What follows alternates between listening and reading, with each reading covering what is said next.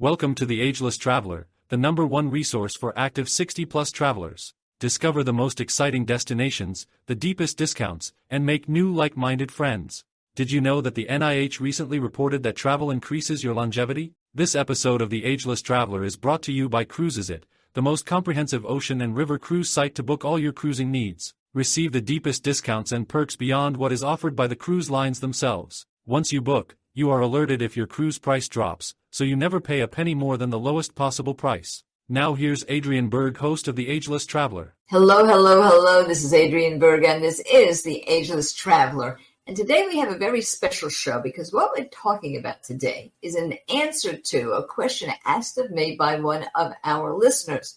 And the question was, are there any classes to write a travel memoir? And the answer is yes, there are. There's Gotham, there's a few others, and you'll see that in the show notes. But I just so happen to be planning to do an episode on how to write a travel memoir and give you some hints and tips. Now, I have a travel memoir, Champagne Before Breakfast. Some of you may know that if you go ballooning, you usually do that at sunrise or sunset.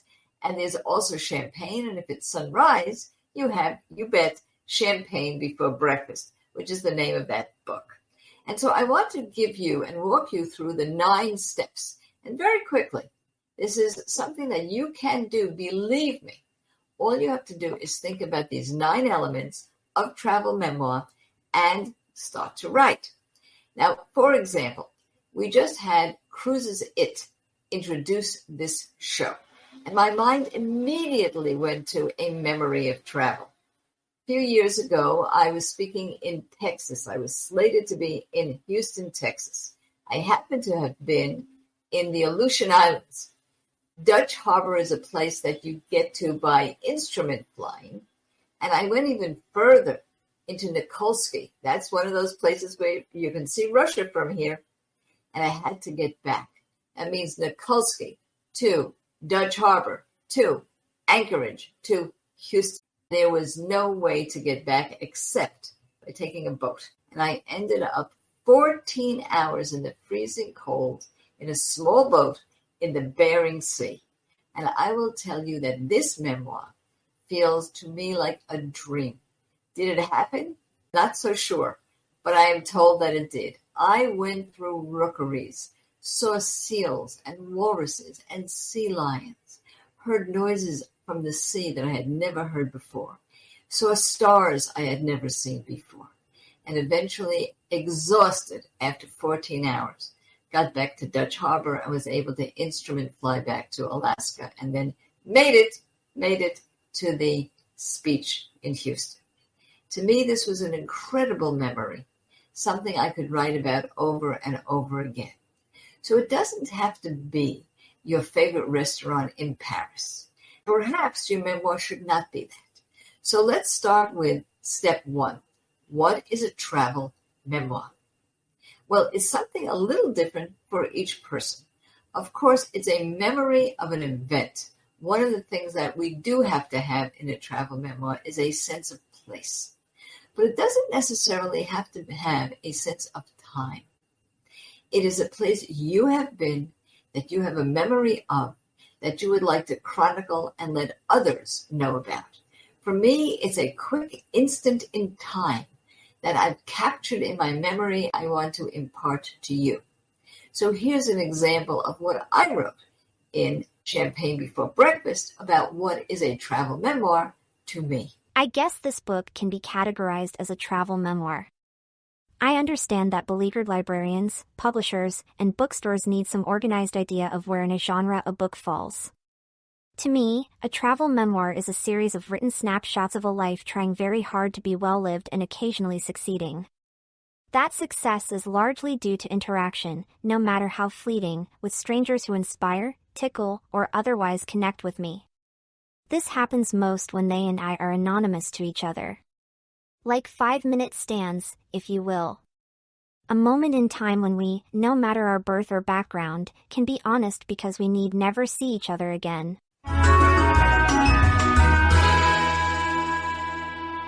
Now, the second step is related. I want you to distinguish in your mind between a diary and a travel memoir. What's the difference? Well, a diary has a very definite sense of time. It's a day-to-day record or chronicle of what you did, something that happened by you or to you, where and when. It's for you to remember in the future of something that occurred and be able to piece together your past. A travel memoir may be something that already happened years, decades ago. It may be something that is happening quite this minute, and you can remember it in the next minute enough to write it down. It also does not have to have the accuracy of time or place, but it should have the accuracy of feeling. What did you feel during this period? And how would you like to relate it? And who was a part of it? Very often, a diary has only you in the story, but the best travel memoirs are about other people. That means my memoirs are not just my stories, but there's two. The man so proud he had gone to Mecca whom I met while searching for a synagogue in Tashkent. The 11-year-old boy Nikki I adopted for an hour on Souvlaki Street in Athens. The woman in her burqa who switched toilet stalls with me on the outskirts of Borneo. Without them there is no tidbit to tell. Here's how I explain that. The third thing that we want to do is we want to distinguish between a travel memoir and a guide or a travel story. And here again, we deal with accuracy and research. Any travel story, any travel guide should be accurate. If you're going to talk about a place, you're going to tell where that place is, how to get to it, the right name of the place, the correct spelling of the place, and everything that you would want to know if you were a tourist and you wanted to go somewhere. So whether you are writing a huge photos guide or whether you're writing a little blog, 7 great restaurants in Paris, you're going to be dead accurate. Travel memoirs are not necessarily accurate. Some of them even have a fair amount of fiction. And many of them have fiction that you think is accurate because your memory is faulty. No problem. One of the great things about travel memoirs is you are the protagonist. It's your memory. And no one in the world can say that your memory is inaccurate about the memory itself. It might be inaccurate about all the details and the facts, but it is your true memory. Don't you dare rely on anything I write to take the same trip. I am writing from memory with a great distance in time and space between the event and its description. I make a general disclaimer. Except for the country and the general period of time, I could be entirely wrong about the exact location, the exact season, the precise colors, and all the adjectives I use to increase the verisimilitude of my stories. I remember with my heart and not my head. How do you remember? Now, number 4 in our steps is for you to determine your purpose. And I would like you to sit back and think about that for a moment. There are many purposes for travel memoirs. One of them can be extremely serious. I have used travel memoirs for advocacy, to raise funds for things that I've seen, to expose inequities that I have seen, to make a point, tell a story about inequalities, poverty, issues I've seen all over the world. And I'll never forget those events that have so much affected me, and I have written them to affect you. The story of the little boy in the Andes breaks my heart. Every time I am tempted to look away from what I can do to help, I think of him. I don't mind being an international interferer. Small acts of kindness are the only way I know to fight the enormity of the evil we still have in the world. I may be insignificant, but I am not helpless. But another purpose of a travel memoir is simply to entertain, to have fun. Besides, travel is fun. The most fun ever. Nothing beats a kiss near the Seine, white pasta on the Via Veneto, or a hot tub at the Ice Hotel in Givsvostok, Sweden. There's nothing wrong with bragging rights, and I admit you will find a lot in champagne before breakfast. And of course, a third purpose of a travel memoir is so that other people in the future know who you are.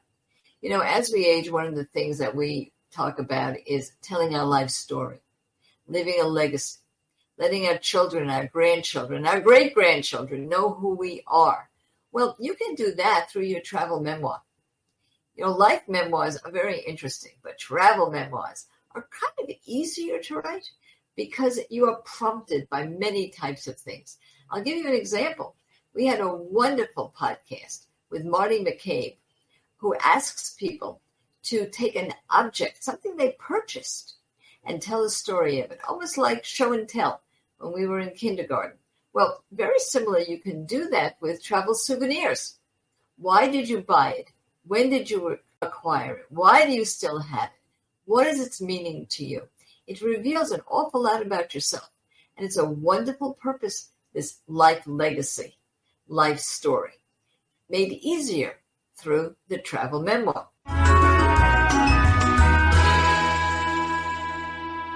For many years, I had a radio call-in show, almost about 20 years. I'm very used to hearing your questions and answering them, and if I can't do that, I have a battalion of experts who can. Do you have questions about travel, about volunteering, perhaps just about volunteering, even your next step in life after retirement? Well, if you have those questions, please ask Adrian. Very simple to do it. Go to fanlist.com/agelesstraveler. That's fanlist.com/agelesstraveler. You'll see it in the show notes. And ask me by text, by voicemail. It's free. We will get back to you. And if we get enough questions, we'll start to live stream and you'll be able to ask me on the air. fanlist.com/agelesstraveler.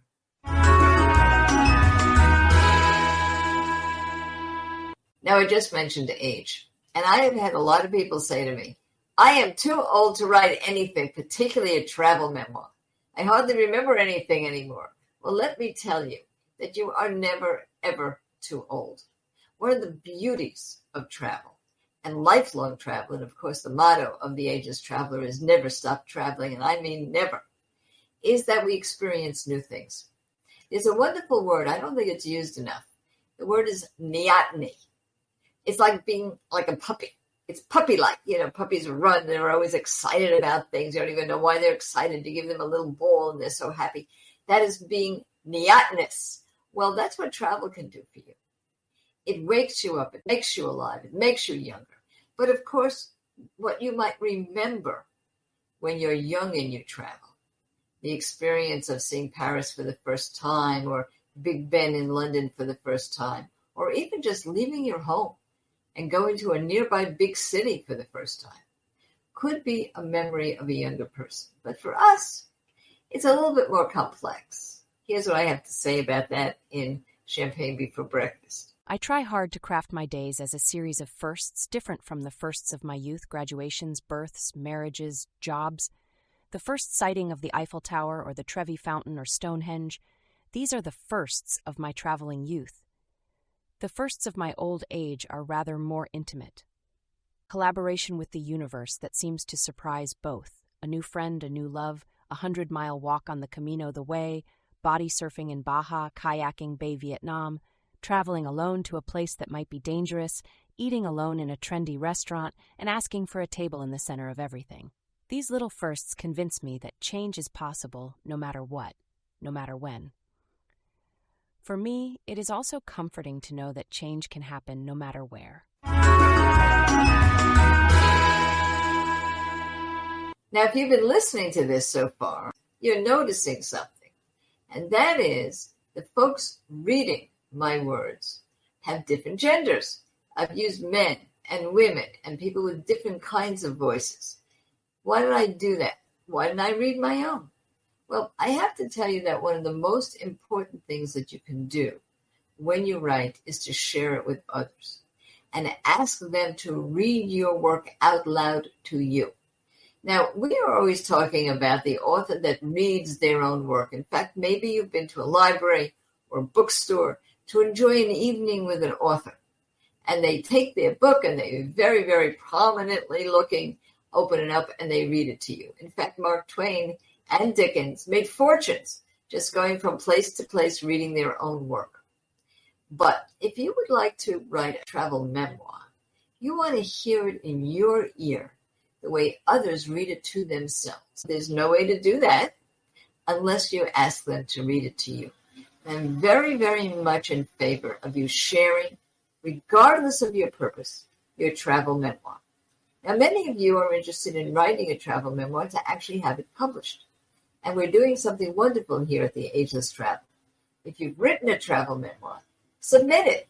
In fact, this week, we have in our blog a submission by Phyllis Hockman of a travel story that she wrote about a cruise that you could definitely find on Cruises It, by the way, a fabulous Snake River cruise, in the footsteps of Lewis and Clark expedition. We're very much open to reading your travel memoirs and publishing a few of them.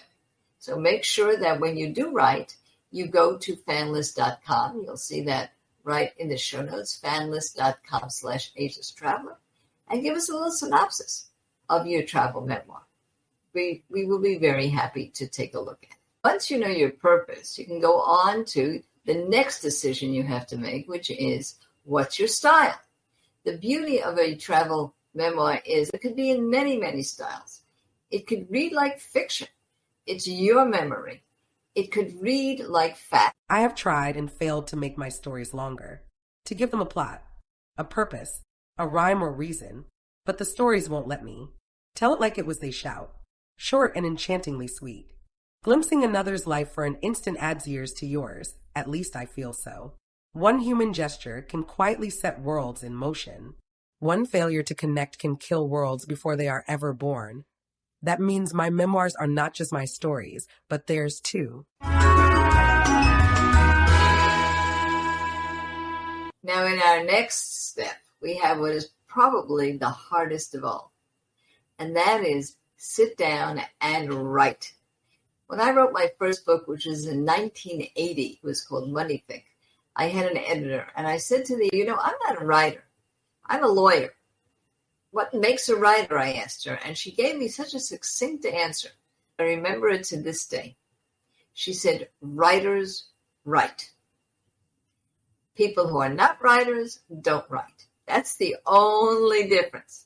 That doesn't make you a genius writer, a best-selling writer, or even a published writer. But if you write, you are a writer. And if you don't, you can have all the genius in your mind, all the great travel memories in the world. You can articulate it in your head 100 times, but you are not a writer. Writers write.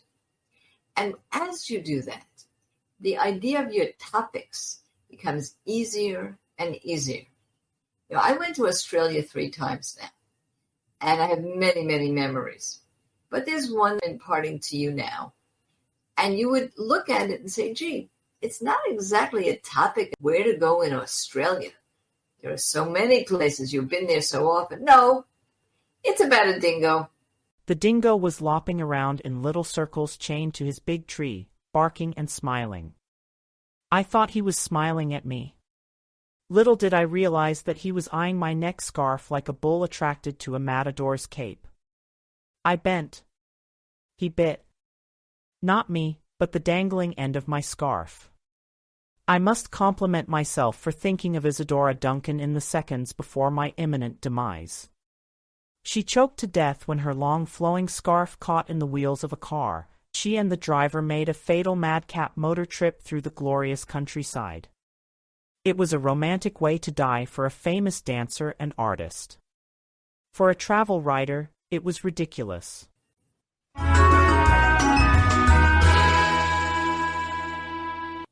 And finally, the last, and I think the most important step, and that is share your writing. Do you say, well, I don't even want this published, Adrian. I have no interest in that. This is just for myself. If it's just for yourself, then you're writing a diary. And we're back to a former step here. Bring it out into the world, whether it is simply as a legacy for your children and your grandchildren, whether it has some facts in it so that other people can go to those same places and become enticed to do so, whether your purpose is to activate people to take steps for a better world or to make change, or whether you're there, as I am, to empower people so that they never stop traveling. It won't work if you don't share. And this is the Ageless Traveler, and we share in many ways. One of them is we are going on safari. I'll be in Africa for several weeks this summer, and Colette Tours has very generously created a wonderful tour that starts in Nairobi, goes to Tanzania. Of course, you will see Kilimanjaro. It's just an incredible trip. It covers the wonderful safaris of Kenya. There are 16 game drives here.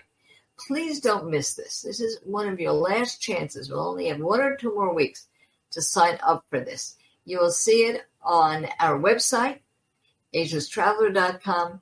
You will also see it in our newsletter, Travel Tuesday. So please go on Ageless Traveler and subscribe free for Travel Tuesday and join our Facebook salon so that you can meet new people, share your experiences. And of course, if you're interested in a cruise or river cruise or an ocean cruise, please support us by going to Cruises It. It's a wonderful discount, high level, every level of cruising and river cruising, and fit for every single budget. How do you find Cruises It? Well, you'll find it on our show notes, but you'll also find it in the discount travel section of our website, Ageless Traveler, and never stop traveling.